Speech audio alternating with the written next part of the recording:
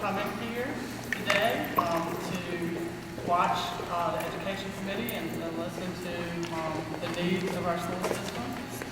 As you know, this committee was set forth so that school board could articulate the needs of the school system to the Board of Supervisors, and the Board of Supervisors would then look at that, take that back to their board. This committee would take it back to their board, and then they would let us know how and what we can and cannot fund. So you're probably wondering why we're meeting in the gym today. But part of this is, I feel as an elected official, that if we're making decisions, that we need to be able to see what those challenges are, what those things are that are going on in the schools. This is what our students have to endure every single day, and this is what our citizens have to endure when they come to something here. So I feel like elected officials, we should have that same experience. So if we're making those decisions, we can keep those things in mind. So if Sharon, if you would call the roll. Mr. Lunday? Present. Mr. Blankman? Present. Mr. Spain? Mr. Carter? Present. Mrs. Tanner? Here. Mr. Bullard? Ms. Smiley? Here. Dr. Thornton? Here. Okay. Do I hear a motion, or Sharon sent the minutes out from the previous meeting. Are there any corrections? Oh, I'm sorry, did I miss that? Okay. Do I hear a motion that we adopt the agenda as presented? So moved. Second. Okay. I have a motion and a second. All in favor of adopting the agenda, raise your right hand. Okay. All opposed? Unanimous. Okay. As I was saying, Sharon sent out the minutes from the March 10th meeting. Were there any additions or corrections? If not, do I hear a motion that we accept those minutes as presented? Do I hear a second? All in favor of approving the minutes, raise your right hand. All opposed? All right. We're going to jump right into our agenda. Last time that we were here, if you look at the first one of your packet here, we have the construction needs. And at this time, if we could have a discussion about recommendations for capital improvement for the 2014-2015 fiscal year, we could discuss that. I know that you all took this back to the board. Do you have any information for us? I know we discussed some of the needs that we had, and then also the funding for renovations for the elementary schools at the last meeting. And these were the... We have met, but we have not yet found decision. We're working on our budget, as you know, we're trying to balance our budget for the county. And we have in mind, but we have not found. Can I ask you a question? Is this board supposed to make a recommendation to the board? Yes, right. Which board? The school board. So we need to make a recommendation to your full board or to this committee? Oh, I meant this committee. Is this committee making a recommendation? I would say this committee. Your board? We'll make it back down. Yeah, this committee, and make a recommendation back to the board. Right. I have things that you want to pay school. Yeah, you have a list of... This That was is, what you made, that was number one, to have a pavement around the schools with jump back to them. But they're gonna be on high priority There, last time. these are, here, let's go. No, last time. No, last time we discussed it. The high priority was getting paid from the gym back to the schools. that's one of them. I mean, That was the number one that we worked on, high priority. That was another time like that. It's having the walkway to the gym, the number one priority, and when we had as much problem with the heaters and stuff, that we made a pretty big deal out of it. We had heaters, and I really got this prioritized, is what I'm reading here, I'll right? wait till Jim. no, when we talked about this last time, this was not a priority. This was not ranking priority. If you look at the first bunch of totals of $2.7 million, that was everything that needed to be done in the But that's on three top. elementaries, the Cross, Chase City, and Clarksville. And then we also have down there, as you can see, South Hill Elementary School, there's a chiller down, that's a very high priority. Bluestone High School has a boiler down, Parkview Middle School has a boiler down. The bleachers at Parkview Middle, that you guys are sitting in, by the way, and Bluestone Middle were also a high priority. As far as mechanical, that's a high priority, and walkways to the gym would be our top priorities on this whole list. But what this whole top list did is put all of the needs in those three elementaries to basically bring them up and complete them. Paint the insides, do HVAC for them in all the classrooms, so that was basically it. Okay, let me say something. We met the last meeting. Your top priority was to discuss walkways from the gym to the building and walls in the building to those schools. Right. And then we come back, today we have something else top priority. No, No, Hold on, we can't be jumping around. You give us your top priority, we work on those, trying to get back and make some concession satisfactory. But if you keep jumping around, we don't know what you want and when you want it. I think the camera's recording this, and I just said that top priority is our boilers and the walkways to the gym. And then the rest of the things on this list would get our three elementary schools up to par. We'd paint the insides, we'd bring HVAC unit, it would complete the three elementaries. Our goal at the top was to complete the three elementaries, get them up to par where South Hill was, and also we have a major chiller problem at South Hill Elementary. At our last meeting, what we did was we gave you our 2014, 2015 priorities of the needs that we have for the school system.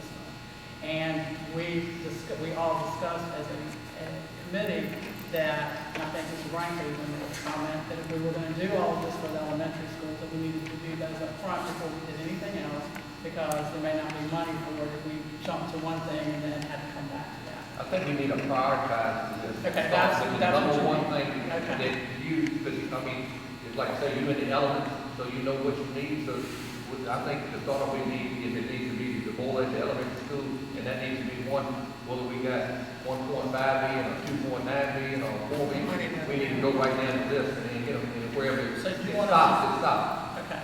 And what I'm hearing, or what I heard was that the mechanical issues are a top priority. I would think. I would listen to that. I can resend you this. Let's go there. Do it now? That's fine. So you would say the chiller at South Hill Elementary, the boiler at Bluestone High School, the boiler at Parkview Middle School would be your number one priority. Yep, South, right, 1, 2, 3, right there. So all of them can be one for one. Top That's priority. the priority. The mechanical. Mechanical is the top priority, so. So chill more. Right. And then the next thing would be the walkways to the gym. Number two, And then the bleachers. bleachers three,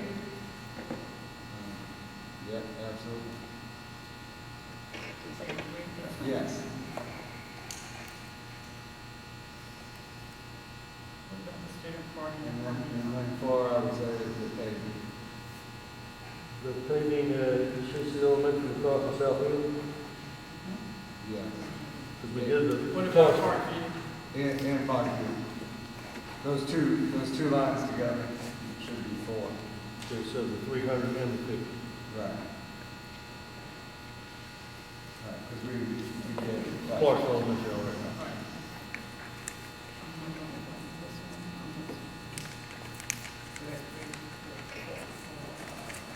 And then I would say, the HVAC bar units for the other one.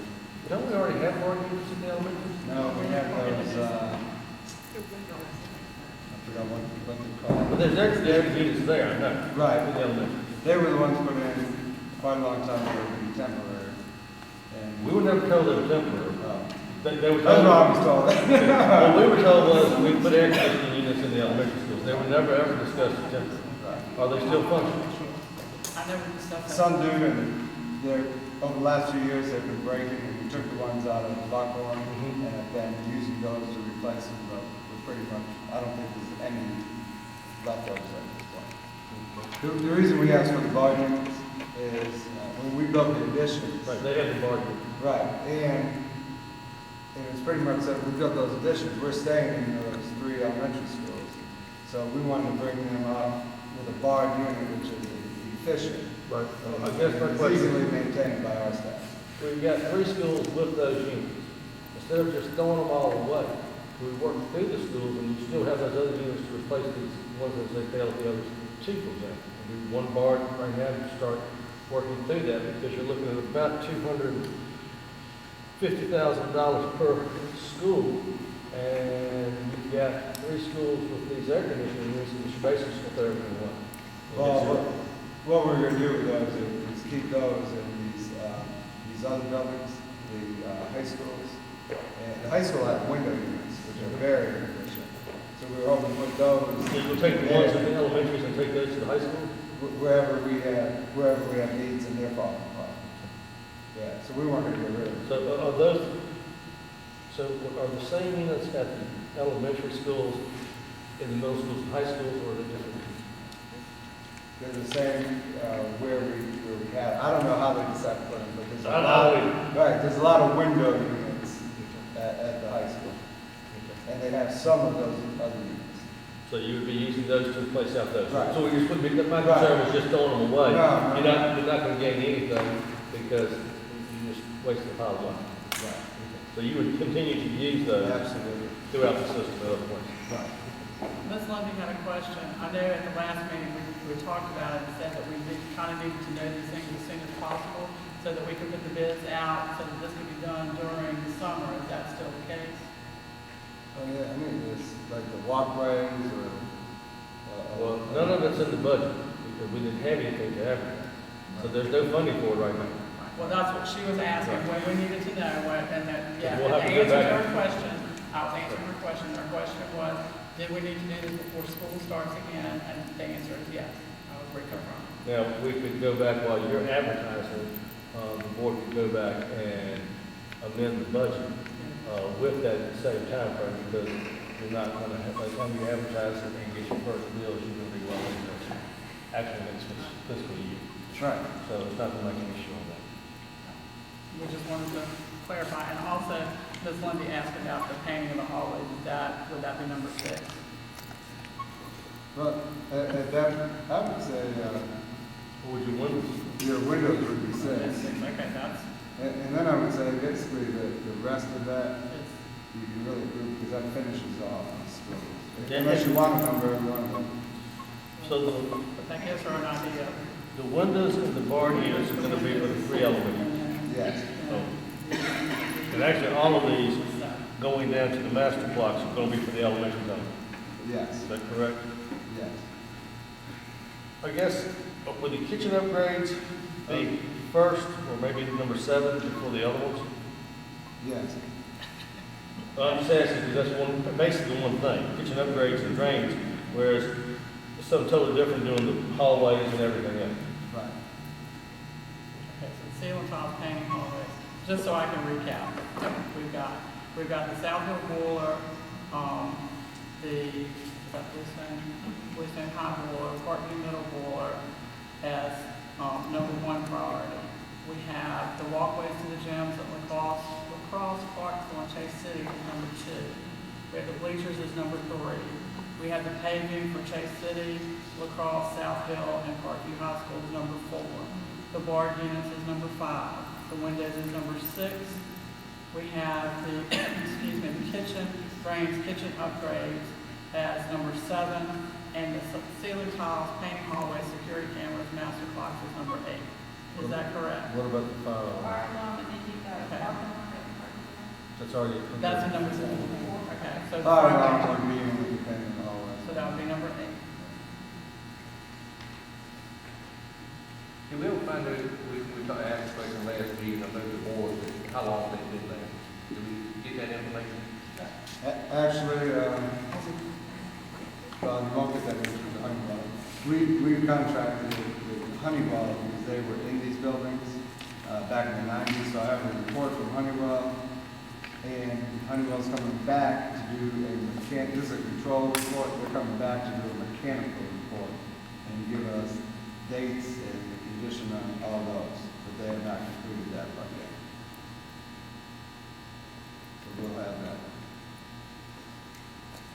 And part of the reason we did the Honeywell report was to bring the experts back into the school system, and not listen to, when, you know, I've been here for 4 years, probably me coming, this is what I heard, and all that. And Like I said, when you you get get the the air facts. conditioners, we were Right. told those would be permanent air conditioners at the elementary schools. Now, whether the bar units were available at that time, I don't know, but I'm the only one who was here back then. So we're trying to research, Mr. Franklin, with people who install these things and get full reports on what's still operating and what is But functioning. y'all hired Honeywell to come in and do this? Well, they did pre-assessment, and then now we'll have to determine whether we can do what they said. Is this the pre-assessment? And we're Yes. gonna discuss that in just a minute. Yeah, that's assessment. Is there any other questions on the construction needs? Any of the rest of the page? I know that we prioritize these for the elementary schools, but for the other schools?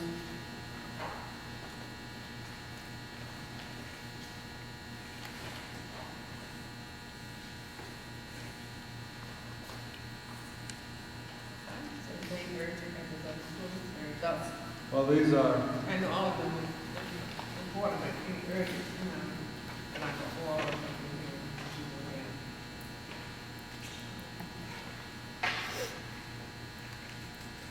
well, the next thing on the list was the current principal. That's what I'm looking at. Right. You want to prioritize those, or you really have the money to go for all of these? Once you look at it, we still can find. I think while we're here, we But- can do that. Well, I don't know, because we have so many different players involved, we got different principals with different opinions. Can I send that back to you and let them kind of talk about that? As long as you take it to us, as long as we take it back to you. I can get it back to you tomorrow. Can I send that to Wayne tomorrow? I'm good with Because it. I'd like to give them a chance to fight it out and do what they need to do. Okay, what about the maintenance and the transportation needs? Well, I got a question. Don't y'all spend anything, don't y'all buy any maintenance equipment anymore, or y'all just gutted that whole department?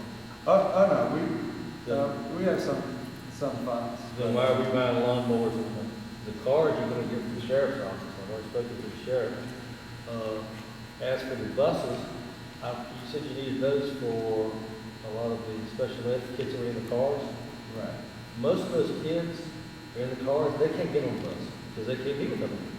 Well, this came from the transportation. I understand that, but that's not gonna happen because I sit on the CPT board, we have those kids. The reason why they're in those cars is because they cannot function with other kids on a bus. That's why they're separated that way. So that's unrealistic.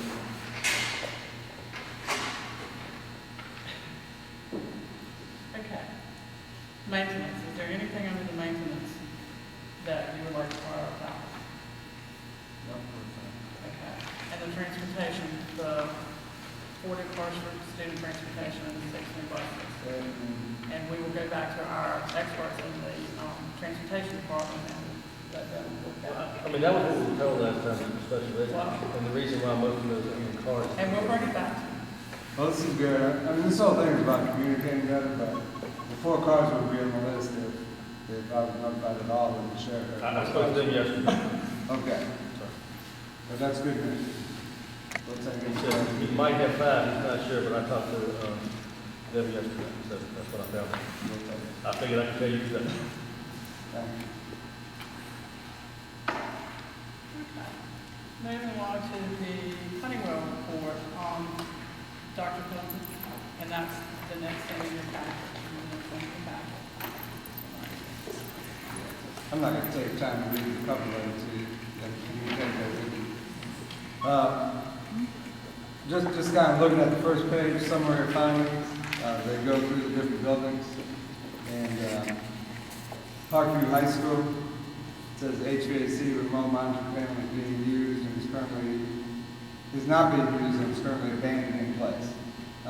In meeting with Honeywell, actually the guy who did the assessment was one of the original people on the team in the early 90s who came in, and the statement was they were here for 2 years and put these things in place for energy efficiency, and then they were basically kicked out by the old board. And so these things were then monitored by the existing staff of our school division. And so now I've asked them to come back in and tell me what still works, what's the condition of these, and what do we need to do to maintain a comfortable atmosphere for our students. So this was the report. And as you can see, it says heating override timers have failed to be replacing. Found 4 heating zones were overridden, and we switched them back to auto mode. Override switches on controllers are broken due to excessive use. So that means our people through the years were flipping these things and not using what we paid for, which was automation. Heating zone pumps currently come out at 55 degrees. Buildings in the past had issues on Mondays being cold. They found that the issues directly related to the schedule on Monday, utilizing a weekend schedule. Because we don't have the panels in place monitor, the monitor was actually setting Monday as a weekend. They used to work because that was one of the issues when they first put them in, was they weren't coming on in time, so the schools were closed on Monday morning. That was the only thing was here, but then they had to go back and reset everything because they didn't have the time on it. That was an issue years ago. So can you talk a little bit about some of these things that are happening, like the override switches and the reason that the heat pumps are coming on at 55 degrees and what's happening to those? And like I said, I don't think I need to read through. These are all very similar comments.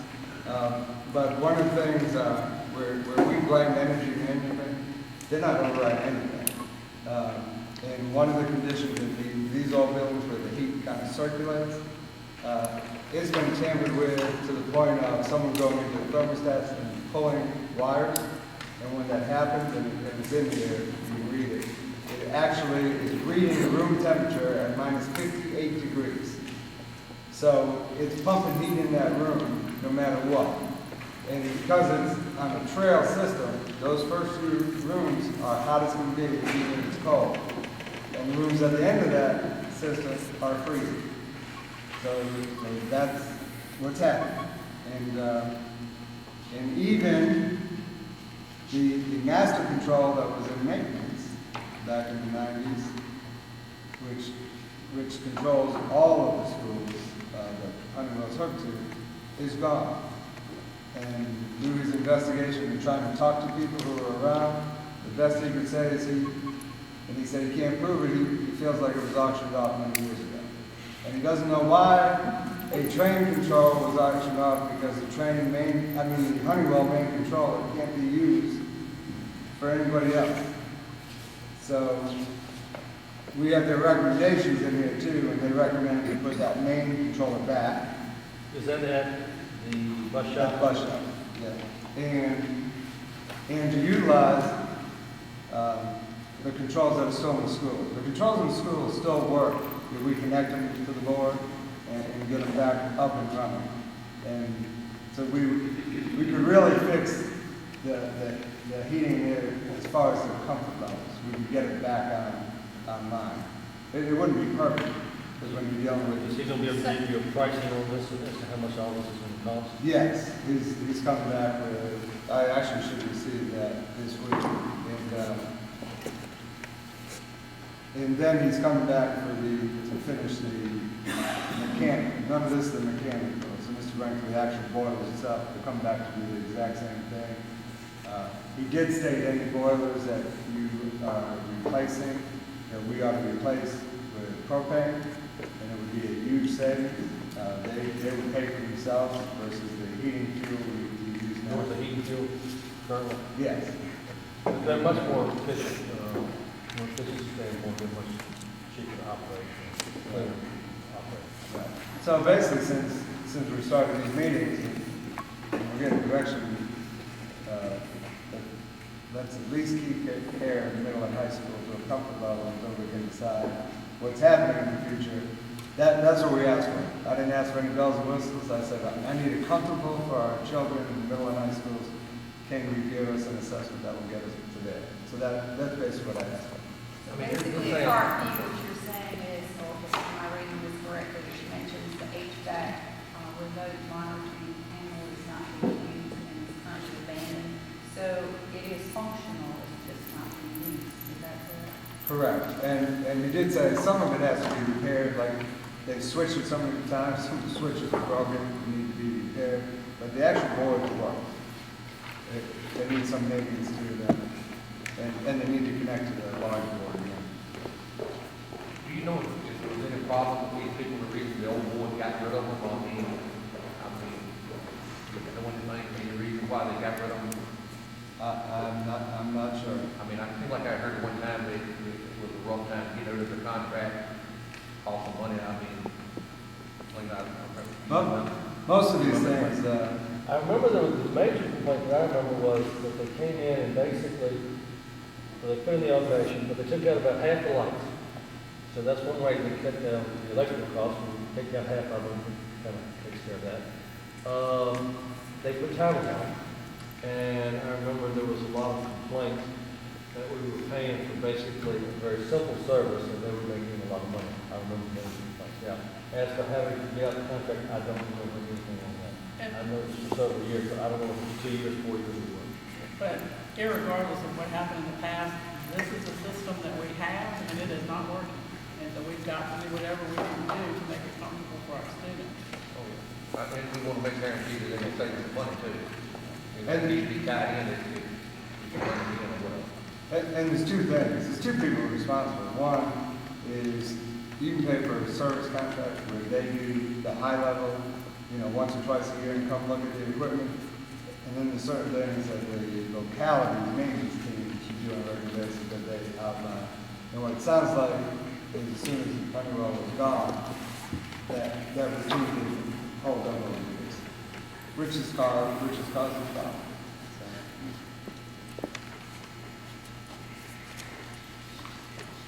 Are there any more questions? So the school system is planning to get Honeywell to look at it. yes. You only got one bid. This is not, this is an assessment, and it's there, right, and it's their equipment. So y'all already agreed to bring Honeywell in, is that correct? No, No, they came to do the assessment, and then once it comes to us, we'll decide what we need to do. When they finish with the I'm assessment, just thinking that we'll take it on board, and then, but we're just letting you know that this is the equipment we've got, these are the issues that have come up so far, so down the road, it's gonna be coming back to us. Yes, ma'am, this was, Honeywell was here, they put this equipment in, and then over the course of the years, without them still being here to service it, yeah, things have happened, so. if I can add, we have training in Southfield Elementary, and they're the ones who put it in when that school was new. And similar pattern has happened. It wasn't long after train was in, and they had a service agreement with the train. And then, I guess, the powers that be here, or the maintenance staff here, I guess think they're smarter than the professional technician from training. And that is why South Hill, our brand new school, is having some major problems. We paid for, through our maintenance funds this year, we have brought training, and I know Joan has gone through, they've gone through and done an assessment. And again, it goes to monitoring the panel. The panel lights up and tells you we have a problem. Right, and I mean, our maintenance worker goes and does that, and looks at those panels and fixes it. Right. Are your workers not doing that? Apparently not. I mean, that's my question. We don't have maintenance contracts on any of our buildings. Our maintenance department takes care of them internally. They go through it all. They have, everything's computerized on ours.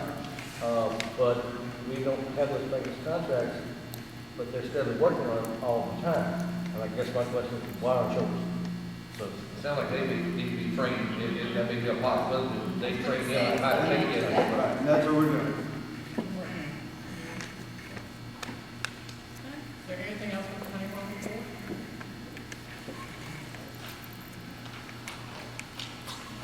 All right, the next thing on the agenda is the long and short-term goals.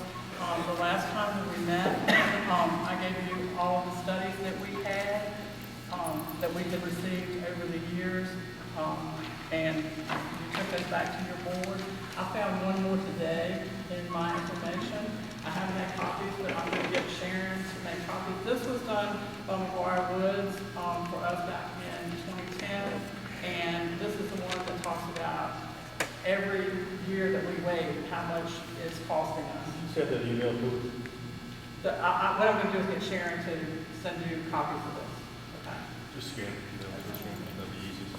All right, and, so now, long and short-term goals, Dr. Thornfield, Next week.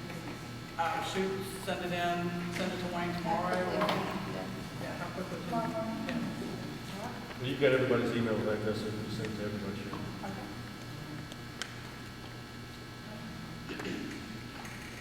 On the short-term goals, yeah. I guess I haven't changed much. The short-term goal is to make sure the middle schools and high schools are comfortable as far as the conditions, and to finish what we started at Chase City, Clarksville, and LaCrosse, and try to bring them to the same standard as the additions and the same standards that we have at South Hill Elementary, to the best of our ability to do that. And long term is to build a consolidated high school and middle school. I don't think that's changed. We'll do as far as we can, and remember the budget. We'll do as far as we can. That's all we can promise. Ms. Franklin, do you have anything? Ms. Fuller?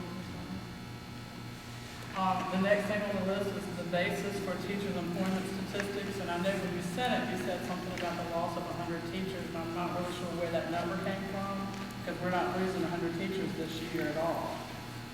I think You told me this coming year. this year that we're in now, yes. We've got 17 that are retiring and 17 that are going somewhere for other reasons. So I'm not sure where that number 100 came from, but Dr. Thornton, do you want to address this? Well, I was wondering if the 100 came from, I know when you guys requested our enrollment from 2007 to present, then I sent you guys also the teachers' positions from 2007, same time frame. And from 2007 to the present, we lost 100 teaching positions. So I wasn't talking about individuals. But we lost I was 100 talking about- students as well, and that was Right. through RIFs and things like that. The positions, not, Right. so what questions did you all have about that? Well, as far as teachers, I think at the last meeting, I think Dr. Thornton said you had talked to somebody in Nottaway, so there was a possibility that there was a teacher entertaining going to work there. Yes. And I think you said you couldn't much blame her because it was $4,000 or $5,000. You Yeah. think that's the reason she's going? Yes, and actually, she is gone. Yeah. Without me But do you think she's going for $5,000? The money is the reason she's leaving? Well, now I've heard several other teachers that that was the I'm reason. just not talking We, about I haven't spoken to that individual person. Well, what I mean, my question is, when you got a teacher that I understand that is doing one of the better jobs as far as scores and stuff like that, and if you heard that she may go for $5,000, why would we entertain, did you sit her down and talk to her and try to talk her into staying, and, maybe we get her $5,000 more? I mean, would that even be entertaining? Well, now I will say that the principal tried to just get her to stay, but we can't do the money enticement. But now I will say, part of our strategic plan that we're going to be sharing with the public this summer, under personnel and retaining staff, that is what we're going to be looking at, is possibly looking at a performance pay initiative. Because right now, we just can't do that. We're not like the business world. If you're a top performer, like Mr. Brinkley, you're the top teacher, I can't give you $5,000 more. We got to go by the set base on the step. But now, if you do performance pay, then you can build in a structure where if you're performing at a high level, you can earn additional money. And I actually put that in place when I was in Mecklenburg County. And it's not looked at as a great thing in public education. And I'm not sure why. So what you're saying to me? But we are investigating that. That's But what as of now, if a teacher's making $50,000, and you got, and it's a real good teacher, and she's willing to go somewhere else for $5,000, it ain't a thing you can do about it. And a lot of times it is at that end, because your last 3 years in Virginia are the years that count, or your 3 highest paid years are the years that count for your retirement. And actually, without naming names or places, I don't want to reveal people's personal things, I have had a teacher come to me and said, the only reason I'm leaving is to get my last 3 years up. So that is a reality, it's going towards retirement. But I think particularly in this case, I don't think she's leaving for the money. But you know, this past while back, I remember looking at the teachers, who's getting paid what, and you know, even on a guidance counselor, you see where some is making $30,000 and some making $60,000. Why you can't do nothing about $5,000 but yet you pay a guidance counselor $160,000 a year to versus some been here longer and they making $30,000 or $40,000. Because it matters their years of experience. Their years of experience, if they come from another division, they count. So if you want to have a veteran who's very good, that's taught 20 years, been a guidance counselor for 20 years, you got to pay them and have that step on the scale. And so that's why you get that type of thing. There's a formula for how you would determine that hiring salary. It's based on the introducing and first have to meet the educational requirements as well. And sometimes with the guidance, where you're looking at it, you got 10-month guidance counselors and then you got 11-month guidance counselors and some are 12-month. So that makes it look like they're getting extra 2 months. I think it's something you need to really look into real quick. If they're leaving for money, which I've not talked to many of them, they're leaving for money, that it needs to be addressed. Because you know, looks like we've had a little pattern in the last few years with, I know we took off the SOL. We've been talking about that today. But you see them declining, and I keep seeing these teachers leaving. It's real concerning. And even like today, you could be short teachers in the classroom today. I understand. Not, you know, but, well,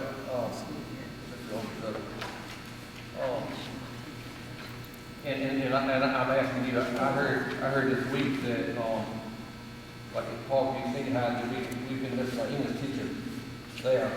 Well, that was going to be something, is that true? We have a long-term subsidy due to pregnancy. But did those kids get any English taught to them? Yes. Did they take an exam? And SOL. No, I'm talking about, I mean, like I said, I'm just asking, but I understand they didn't take an exam because they didn't learn enough over 6 months there from the substitute, not disrespecting her or anybody else, but they didn't even take an exam. Well, we still have to hold the position for that teacher when she wants to Well, I come back, so mean, therefore we have to. what about the kids for 6 months? And that's got to be a concern. If they won't talk no English for the last 6 months, regardless of what you hold it, I don't think you can do a kid that way. I think that could be a real problem. I think that has been a problem. Well, I can say traditionally what happens in any school when that happens, and especially pregnancy, and they take their 6 weeks or more than that. We try to hire someone who's licensed. If we can't, we try to hire the best sub we can, or long-term sub, and then normally what we do is get lesson plans from another certified teacher to give to that sub and implement those plans. And that's basically all we can do. Well, I just appreciate looking into that because if that's true, I got to understand the teacher holding the platform, but I'm really concerned about those kids that they didn't get nothing for the last 5 months. Real concerned. Dr. Thornton, look into that. May I address that, Dr. Thornton? Because, is that okay? I actually have, my son is in that classroom, and we did have a substitute that was qualified to teach. It's actually one of our retired English teachers that came back. And with the dual enrollment classes, and because it was a SOL class, they do not have to have an exam in that. So, and you know, as a parent, I felt very comfortable with who he had, and he got a 600 on his writing SOL, and did it in March. So So he learned something? oh yes, yes. And the one test was why? I'm sorry? There was no test No, required. because it's dual enrollment So classes. I there- mean, the SOL. There is and- probably a culminating project or something. Yes, they had to do a culminating thing with the substitute. It doesn't have to be an exam for dual enrollment, it has to meet the community So college this whole class standards. is dual It enrollment? has to meet the rigor of community college standards if it's dual enrollment. That's what she's saying, it's dual. All right, I didn't think the kids I was talking with were in dual enrollment, so all. Yeah, it was dual enrollment. Everybody would have been in dual enrollment. It was dual enrollment classes and SOLs, and so they don't do exams with SOL classes. Right, and that's the other thing, if it's an SOL class, they don't have an exam as well, they take the SOL in lieu of the exam. Okay, they must have. So have we cleared that up, or does he still need? I would like to look into that more, I'm not clear with that. We were the same substitute teachers, the ladies are on the. I don't know, I just was over pregnant, but I don't. But the substitute was a retired English teacher. We did have that came a in retired, and taught. we had a retired. And retired from our system? Yes, yes. Now, the past few weeks, we've had someone else, but he was able to fill in with things that she provided. Masters? I'm sorry? Masters? Yeah, I believe so, right? She is? Y'all know who she is? Okay. She meets the college. Yeah, to do that, meet that requirement. Or what we could have done is bring in a community college instructor and collaborate to teach, because we can do that. So that's why I was raising the question. And Mr. Rankin, when you have things like that come up, if you will send them to the superintendent, have those people talk to the superintendent, then he would be able to clear that up. Yeah, I can heard that today.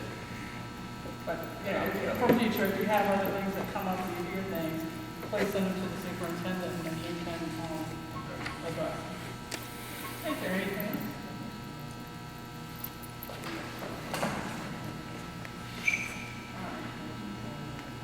All right. Is there anything else about the teacher employment statistics? Okay, the audit information. This is a copy of the audit. I think Wayne has this. We have that for all our boards. We were looking at with the activity fund. Okay. But I got that from Sharon. Okay, and that's what this is. No, that's not, well, That's the main one. that's the main one. We're already got. With the report on school activity. So- Okay, so you have a copy of that, all right. Now, in your packet, you have a letter, from our attorney, and I will read it. Dear Mr. Verrier, you asked my opinion whether there was indication of criminal or illegal activity in either of the two audit reports issued with respect to the 2012-2013 school board finances, and if so, what action was taken. I find from the auditor's report that no such activity occurred. The auditors noted that the administration was cooperative and forthcoming with information. The auditor disagreed with the procedures followed with respect to one employee check at one school. That did not result in any loss of funds, but was an internal control concern. The auditors also suggested that better controls be initiated with respect to fundraising activities at school level, as there was insufficient information to reconcile the accounts on the football Pepsi fundraising. Thirdly, the auditor noted, excuse me, that in their opinion, purchase of furniture was a capital item that should be purchased through the general fund, not the school level student activity funds, which would have resulted in a different bidding process. That conclusion was disputed by management, but in any event, there was no failure to account for all funds involved. There was no indication of criminal activity, embezzlement, or fraud. The three concerns raised have to do with process and accounting methods, and those matters have been addressed by the administration. Except for the minor discrepancy in the Pepsi fundraiser account, all public monies were accounted for and all accounts reconciled to the extent they were reviewed by the auditors. The school board is aware of the control concerns raised by the auditor and has addressed them with the administration. I might further note that there is some lack of consensus among the Virginia public schools generally as to precise accounting methodology because the Virginia Department of Education no longer maintains the school activity guidance, the Red Book, that enables all school boards to have consistent accounting practices. The administration has developed internal policies for accounting controls and has advised all school level personnel to continue to follow those controls. This is not an opinion on the accuracy of the audit or the management recommendation, as such an opinion would only come from another certified public accountant. I am relying on the findings of the auditor and the information provided to me by the school board and the administration. I do not advise further action on this matter other than the continued emphasis on clear and consistent internal control processes at the central office and local school levels. Also, in your packet, you will find that this is from the second audit that we had done. The information's here, and I've got Donna Carter here, who's gonna go over this with you and also, talk about and let you know what controls have been put in place. Donna? This is the lawyer y'all hired Monday, This is the attorney, this is our this attorney, I mean, Yes, y'all this is hired, ours. this is not the bill. We hired him, not Monday, we hired him, April. yeah. I've just prepared a short statement that I wanted to read and kind of go through some of this stuff. In beginning, what you've heard around town or read in the newspapers is just another interpretation of some of the facts surrounding the school activity fund audit. A second auditing firm, Brown Edwards, was retained and did find some of the same facts mentioned in the letter issued by Creedle, Jones, and Alga, but there were also some differences. So I'd like to ask you now, if you would turn to page 6 of the Brown Edwards report. Okay, you will see under the external auditor findings, I'd just like to go through a couple of those bullet points. Bullet point 1, yes, there was a payment made to a coach from the activity funds, and this payment was not noted as non-compliant with the Red Book. But Brown Edwards also states that the Red Book is not an authoritative publication, and this document was issued by the DOE as guidance in 1989. Bullet point 2, they are in agreement with Creedle, Jones, and Alga. Bullet point 3, Creedle, Jones, and Alga note a lack of approvals and expense vouchers, a lack of dual signatures. Brown Edwards clearly states that they did not notice any such matters in their testing. Bullet point 4, Brown Edwards does agree that yes, there were purchases of furniture, this is a fact, but policies relating to procurement, including aggregation, should be included in the school's internal accounting policies. Furniture purchases were made by each school using guidance that I provided to the principals. I outlined procurement procedures as I believe they applied, and all schools followed those procedures. At no time were any funds that were raised by students used for these purchases. They were purchased using general funds, and they were later reimbursed by central office under my direction. Then I would like to bring you back to page 5, and this is what I feel like is the crux of the matter. About midway down, Brown Edwards recommends that management create a policy, and this manual should explicitly discuss policies in relation to cash collections, disbursements, reconciliations, and financial reporting. At a minimum, they say they should state procurement thresholds and procedures, aggregation policies, stipends, capital purchases, and fundraising activities. I have compiled such a manual, presented it to my board in February. We then held a workshop with the principals and the bookkeepers, went over the manual in depth. And I have also, I'm moving to an online hosted software solution. This will give me the ability to have real-time access to the school's accounting. And it also includes some useful reconciliation reports that we will be able to use for the fundraisers. And just my last statement on a final note, I would like to say for the record that all 8 schools were issued clean or unqualified audit reports. There were problems, they were listed in recommendation letters, but the audit reports were unqualified. That's all. I've got it. You got And it? you are a certified public accountant, right? Yes, I am. And I'd be happy to answer questions. So really was nothing, I mean, I don't think nobody was saying money wasn't this or anything, but everything was done, right. Well, yes, sir. There were a few issues that they recommended that we look into. Brown Edwards gave suggestions because we did have a few that we, through classes and reading, I was not sure that I understood what Creedle, Jones, and Alga was saying. So we did get some more recommendations from Brown Edwards, mainly just to help me clarify what we needed to put into the procedure manual and try to move forward. So that's the reason y'all hired the second Yes, officer to sir. come in? I've been studying, I've been reading, I've attended classes, and just some of the things that were in the report, I just did not understand in relation to things that have been done in the past and things that I've heard other systems do. You didn't think Al could have helped y'all with that? They didn't seem really willing at the time, but Y'all asked him. possibly. Well, before the report came out, I had asked for advice on several issues. They didn't even do an exit interview, and that's unheard of for an auditor to come in and do an audit. And you know, they have been auditing these books, as far as I can tell, for years and years and years, and it's always a good idea to get a good second look at something.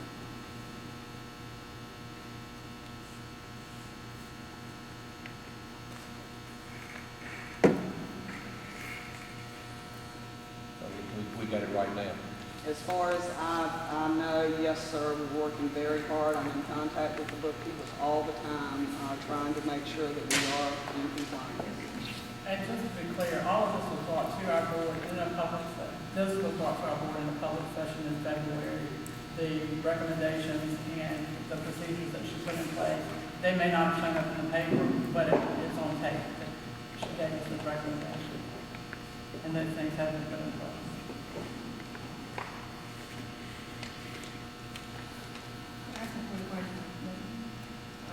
Did you follow the same procedures that you followed for several years? When the other auditors did it, you made some more procedures for you, in your audit. Well, when To change the procedure for your audit. well, I can't say that I really changed them because we did not have any in place. So what I did is I went to DOE, I went to the various associations, I looked at other school district procurement manuals, and I studied the reports from Creedle, Jones and Alga and Brown Edwards, and from all of that, I compiled a manual that I felt like would meet the needs for our district. So, before your auditor, you think the county didn't have a procedure? Correct. No, ma'am. So, you're right. And that's what Brown told us, is that we need to put these procedures in place, and Ms. Garner has done that.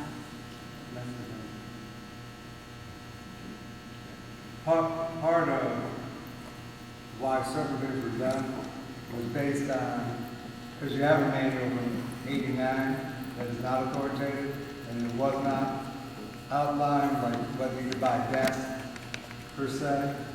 And so we kind of went on the history of how things were done.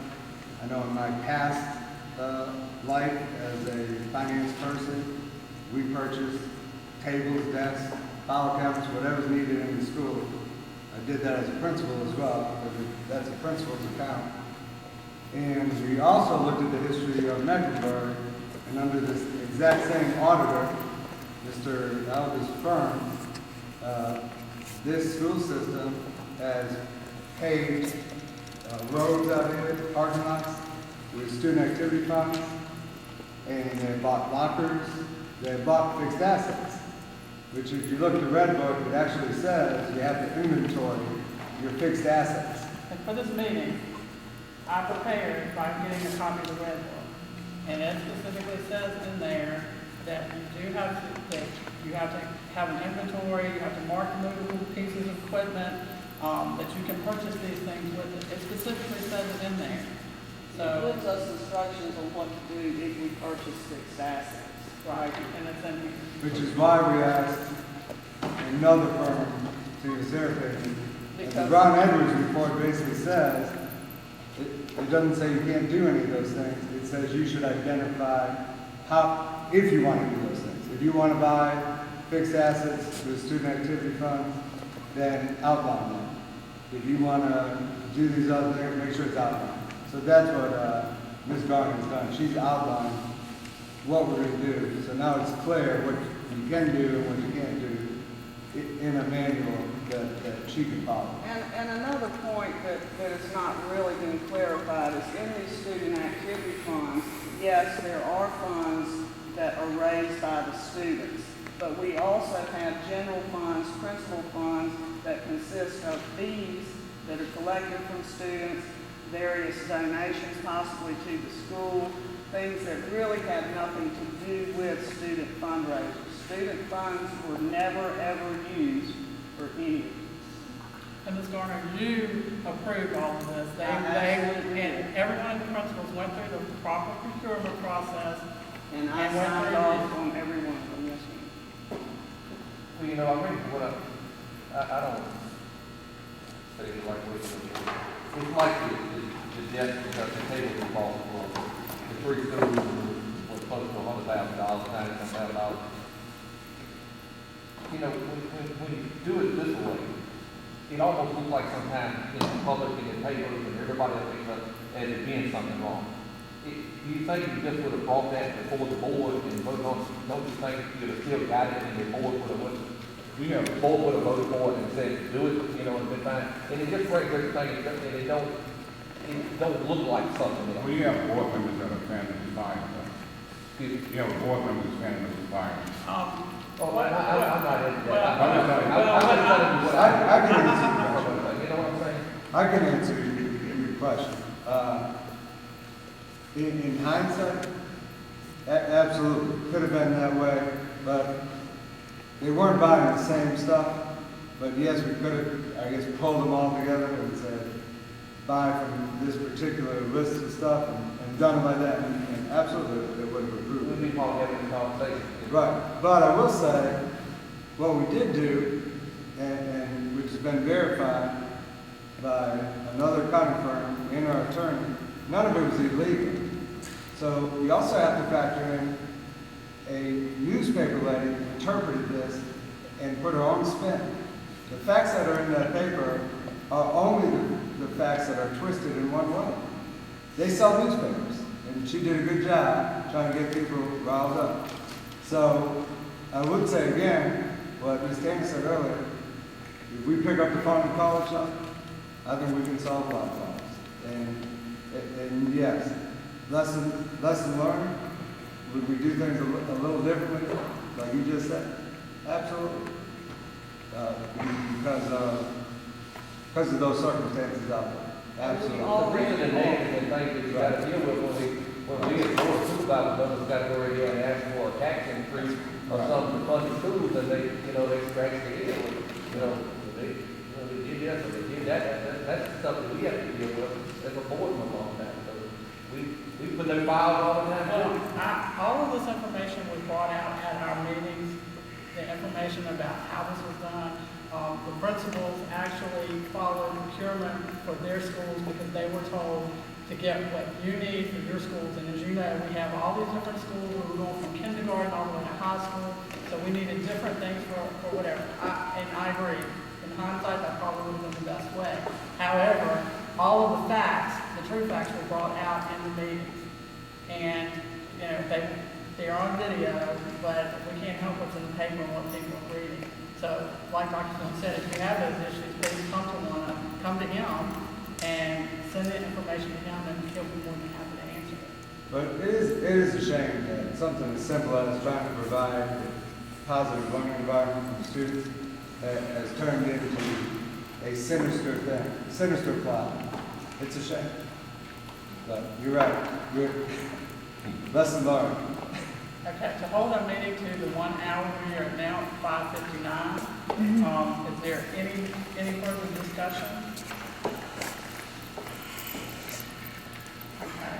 I think Ms. Lundy will be planning the next meeting, and she has September, the date, we'll get together with dates and get back with the board members. Is that okay?